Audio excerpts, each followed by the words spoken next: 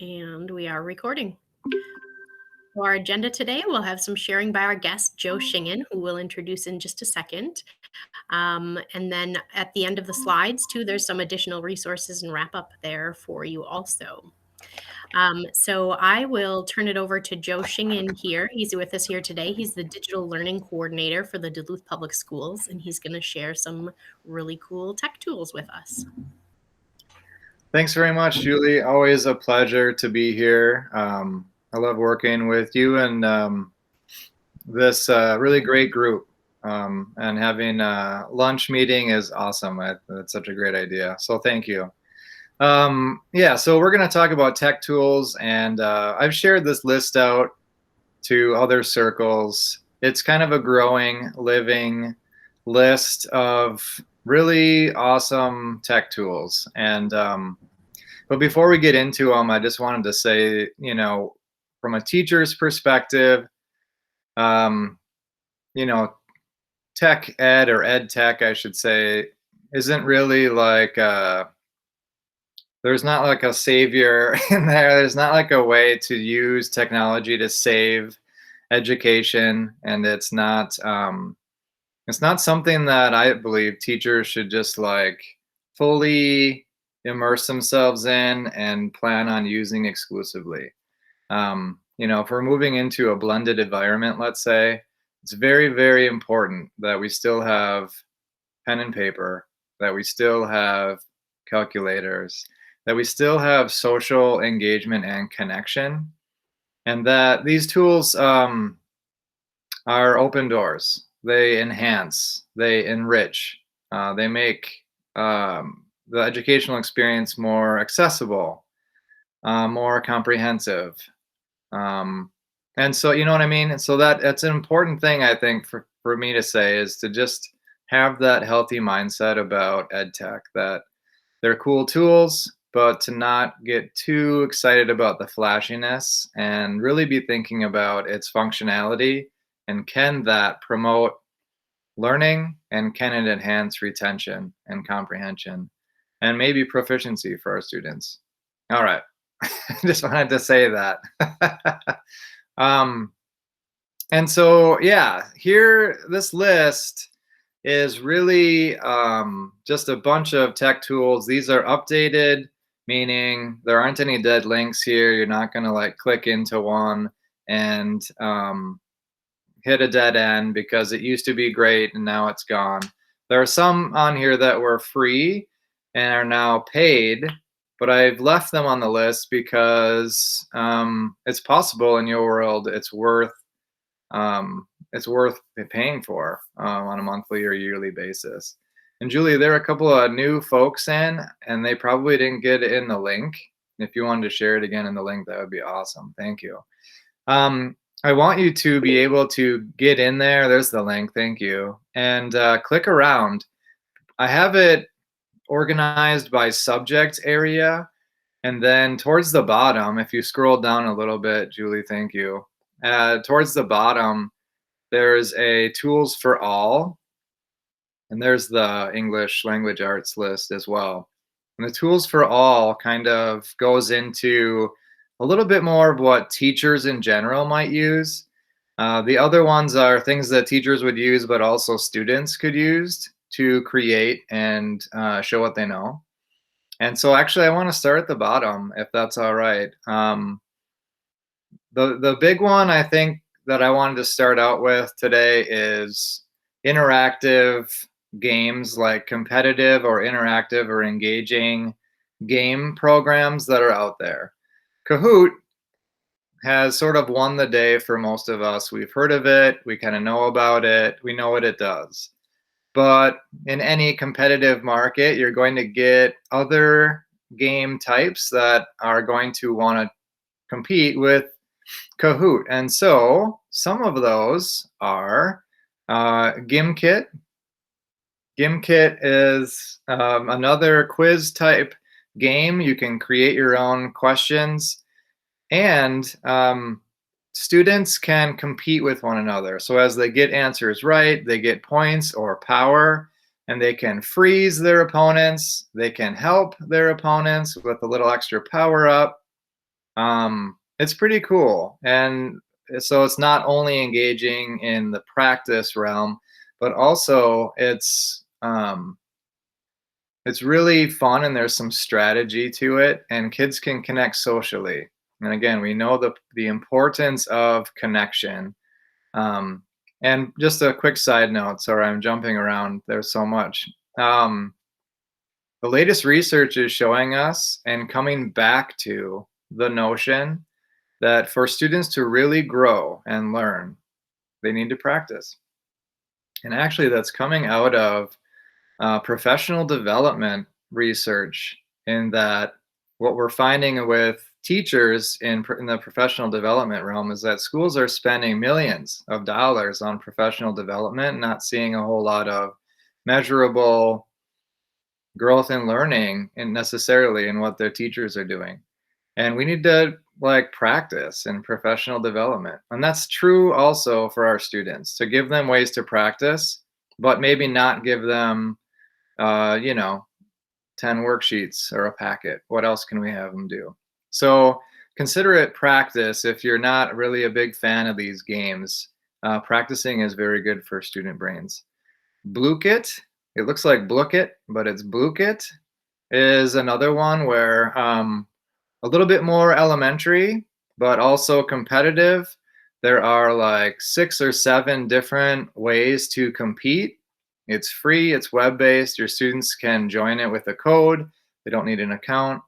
And you can use their library of quizzes, or you can create your own. And so, highly customizable and very cool. So, have been loving Blue Kit. Yeah, right? It is a great change. And again, we're just trying to stay like a step ahead of our students. And so, GimKit, Kahoot, Blue Kit are pretty cool. One thing that I just learned about is Classkick. Classkick is a little bit like Classwise. If you've heard about Classwise, it's basically like a tab, a device tab controller. Classwise allows you to see what tab your students are on.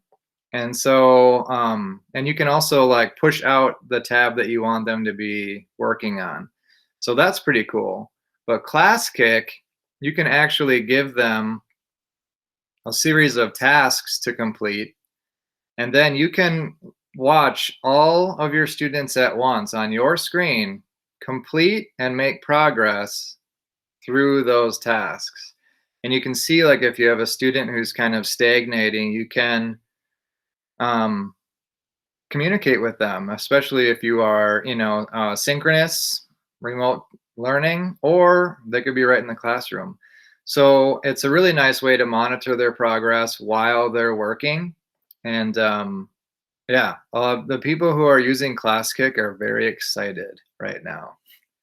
Right above that is Plickers. I don't know if you've heard of Plickers, but basically, Plickers gives every student their own 4 QR codes, and they're big sheets with QR codes. And this allows teachers to use their phone or some other device with a camera. And basically, the way I've used it is I'll have my phone and I'll have the Plickers app up, and I will ask students the question, and they will hold up the corresponding QR code, and I just have my camera on, and it captures every answer from every kid. Just boom, boom, boom, boom, boom, boom, boom, boom, boom, takes them all the way to the back of the room. The camera finds it. It's pretty awesome. So, in a really quick way, you can get an assessment of where your students are at. And my favorite part is, because they're QR codes, other students can't tell what the other students have guessed or have answered. And so it's safe for students to just put it up there. And the only one who knows how they're doing is the teacher. Yeah, that's Plickers. Pretty cool. All right. So, yeah, let's scroll up just a little bit to see. Yeah, okay. So there are a ton in here. There are a ton of concept map makers. There's a really great timeline creator. The best one out there right now is Time Toast, which if you scroll up, I believe is in the social studies box. Yeah. So in Time Toast, you can create just this killer time. Students can create this killer timeline with images, interactive content, some of their own writing. They can draw in other sources. It's very powerful and easy to use. The thing I love about programs like Time Toast is you can just say, um, if you want to use Time Toast, you can. That's it. You don't have to teach them how. They'll just know how to, they'll figure it out. And, they might be able to teach you some things, but part of the tech ed mindset for me is that students can learn these things. Like that's part of the lesson is learn this tool and then show me what you know with it. And they become more confident as learners when they have more tools in their toolbox. Um, there's 75 links on here, and so it's a lot. Mostly the value I think will come from you guys just clicking into it and checking it out. But I know that we want to talk about math and English just a little bit. So in the math category, the number one most powerful tool out there is Desmos. And Desmos is like Classkick in that you can give them highly customizable content, stuff that you make or not, and you can monitor in real time how they're doing. And teachers during distance learning were giving students work in Desmos, and while the teacher is monitoring their progress, everyone is actually still on the Google Meet. And so the teacher could be like, Jimmy, that's wonderful. That's exactly what you're doing exactly right. And then there's this, another group over there who's struggling, and you can be like, there are 4 of you who are stuck on something. Here, jump into this breakout. I mean, it's amazing. So now the teacher is like doing formative assessment, small group breakouts, all in a Google Meet while other students are working. And the teacher just has like this 10,000 foot view, which is really powerful and something that teachers want. And Desmos mathematically can cover subjects, K through college. So pretty cool.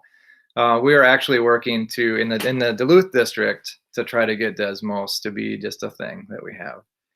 The other ones are game related, and real world math applies current events to math. And so if you're looking for a way to find lessons that might be feel more relevant to them, that's a powerful place to start.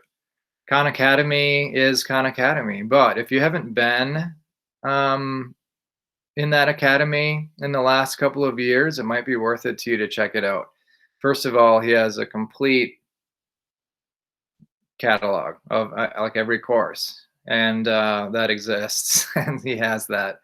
But also, he just has a way of explaining things that might be really good for other learning styles. And so if you're having a hard time as a math teacher reaching your students and getting them to understand, you might want to look at the subsequent lesson that is in Khan Academy for that skill that you're teaching, and invite them to watch and rewatch and practice through that. Down to, God, it's so hard for me to skip science. Sphero and PhET. PhET has simulations. MIT has created embeddable simulations. And so, science teacher, you could have a manipulative, that's a hard word to say when you're live, microscope. And you can like zoom in, put in slides, inspect, collect data, all in a simulation. And so not only are they learning how to look for, things at the atomic level or whatever, but also how to use a microscope without ever using a microscope. And there's a ton of that stuff in there. Super cool. And, look at the world we live in. We can tour the Smithsonian. Um, iNaturalist is like the Wikipedia of the natural world, meaning people will like say, here's what I've observed in nature, right? The the certain kind of bird just migrated through Duluth, Minnesota, and they would just put it in there. But as a result, on a global scale, you can track migration. You can see where natural occurrences are taking place from a global lens, all because everyone is contributing their somewhat small observations. Pretty cool. My favorite part about that is that students can contribute to a real thing and have an authentic audience and a real purpose beyond just sort of a manufactured practice run in school. They can participate in something real. And there's a lot of that. Instructables, same. They can actually go through and do a how-to video and teach the world something that they know. Pretty cool. Sphero is about using robots and moving them through certain actions. There's some coding in there, there's some math in there, some engineering in there. Pretty cool. And the Duluth District has approved that if you want it to be integrated into Canvas. And then down to ELA, it's 12:20, so I'm going to keep it going. In ELA, on that same notion of having an authentic audience, Goodreads is a place where you can write a summary or a review of a book that you've read. And so you have this audience, and you also have other people who have read the same book, and you can, have connection and talk about books. But also, Goodreads connects users to their local library, so you can find a book and check it out right through Goodreads and go and get it. And there's a goal setting feature in there. There's all kinds of cool stuff in Goodreads. That's one of my favorite sites. Storybird, Story Jumper are sites that allow you to turn your story into a picture book or other kind of book. And you can actually have it be made with a hardcover. But the cool thing about Storybird is it uses specific artists and their work. So you go through and find an artist you like, and then pull out art from that artist and use it in your book. And that's pretty cool too. So Fakebook is like Facebook, but you can create your own, so I have Abraham Lincoln profile, and his friends are Martin Luther King, and his friends are Harriet Tubman, and his friends are George Washington.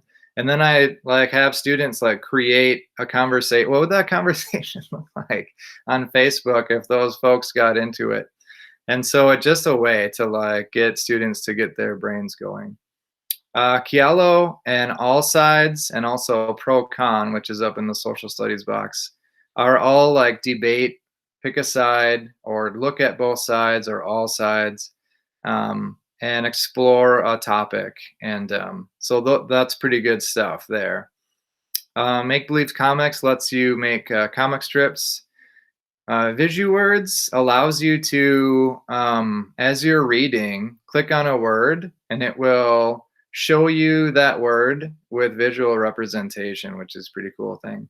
Heightened accessibility there for that one.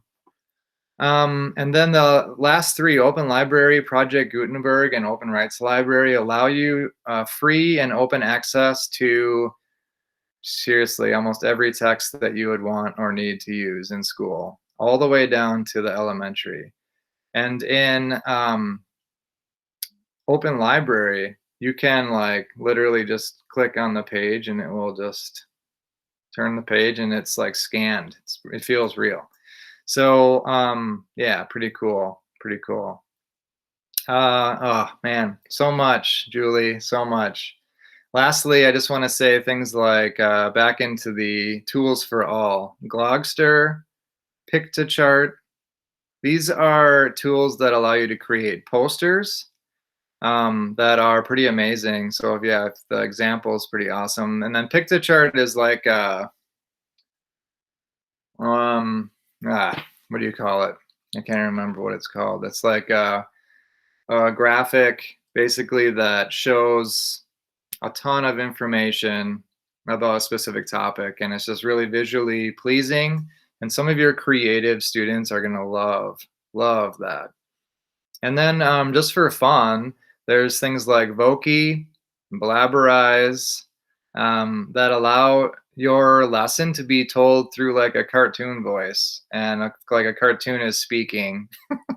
And it's your lesson, but it's just a little bit different. And sometimes it's just enough to get your students to lean in and have a little change, and they love it. Very easy to use. You could record a lesson in minutes from right now. So yeah.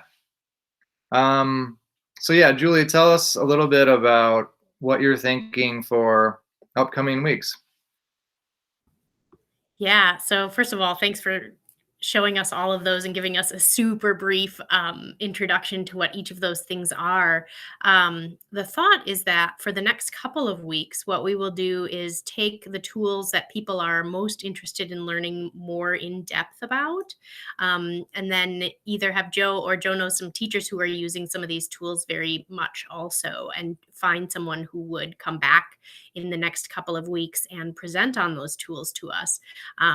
So I would love it. And Joe, if you have a different idea too here, if people would just put in the chat window what the particular tools are that they would like to see more in depth sessions about, or even if there's just like I would like a whole session on a couple of math tools or something like that, a particular topic area. So if you guys, if you as attendees here wanted to go ahead and just start typing in the chat window what are the tools that you saw today, if you can remember the names of them or look at them on that list that you've got the link to now, and just type them in the chat window, and then we will go ahead and work to get our next session set up that way, if that sounds all right with you, Joe.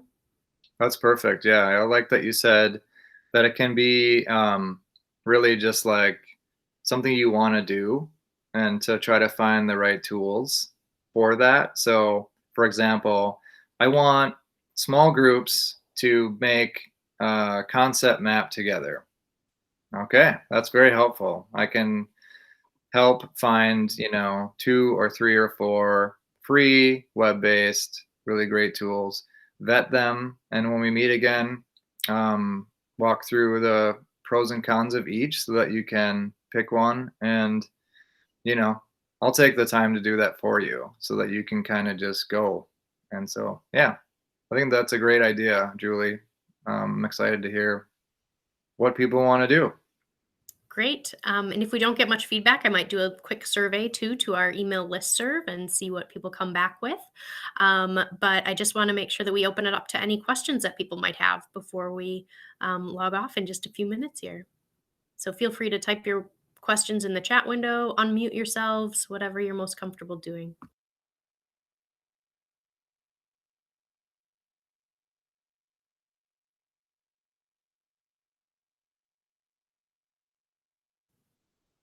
All right. While people are thinking, and because I can't stop talking about all these tools, uh, one super cool and fun game is called GeoGuessr. I'm gonna actually type it in the chat. It's on that. It's spelled different. That's how it's spelled.